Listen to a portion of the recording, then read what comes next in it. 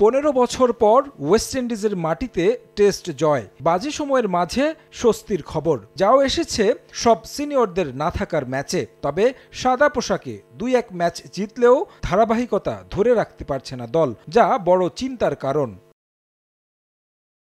তরুণ বাংলাদেশের মাঝে লড়াই করার মানসিকতা আশা দেখাচ্ছে বিসিবি পরিচালক নাজমুল আবেদিন ফাহিমকে। এ জয়ে অতি আত্মবিশ্বাসী না হয়ে ধারাবাহিকতা ধরে রাখার কথা বললেন ফাহিম।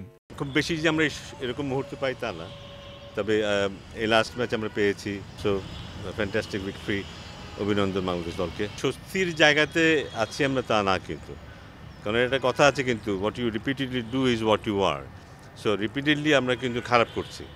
সো এখনও আমাদের পরিচয়টা সেভাবেই আছে।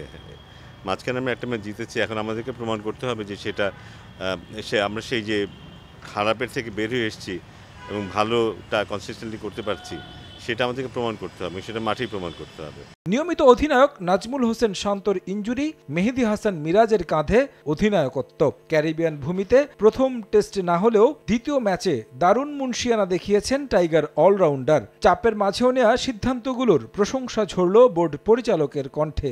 খুব ভালো ভূমিকা রেখেছে মিরাজ। বোলিং চেঞ্জের সময় আমরা অনেক সময় দেখেছি হঠাৎ করেই বোলিং চেঞ্জ হয়েছে এবং পার্টনারশিপ ভেঙেছে। সো আমার মনে হয় যে প্রেশারে থাকলেও সেটা সিদ্ধান্ত গ্রহণে খুব বেশি নেগেটিভ ভূমিকা রাখেনি, ইতিবাচকভাবেই ডিসিশনগুলো নিয়েছে এবং ঠিক সে কারণেই হয়তো বিপক্ষ দলকে চাপে ফেলতে পেরেছে, উইকেট নিতে পেরেছে। সো আমার মনে হয় যে খুব ভালো ক্যাপ্টেন্সি দেখেছি মিরাজের কাছ থেকে এবং খুব ভালো রেসপন্স করেছে পুরো টিম।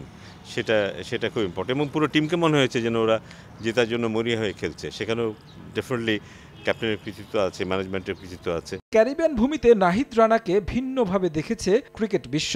ক্যারিয়ারের ষষ্ঠ টেস্টে পেয়েছেন প্রথম ফাইফারের দেখা। গতির ঝড় নাস্তানাবুদ করেছে স্বাগতিক ব্যাটারদের। ব্যাট হাতে প্রমাণ দিয়েছেন জাকের আলী অনিক। সিনিয়র সহকারী কোচ হিসেবে সালাউদ্দিনের অন্তর্ভুক্তি। সব মিলিয়ে ওয়ানডে সিরিজের আগে এ জয়টা আত্মবিশ্বাস দিবে দলকে।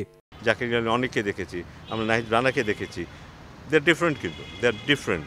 ওরা মোটামুটি ভালো খেললাম, বেশ ভালো খেললাম, তাতে বোধহয় সন্তুষ্ট না, তার চাইতেও ভালো করতে চায় ওরা। সো আমার মনে হয় এই জেনারেশন আস্তে আস্তে সেটা আসবে।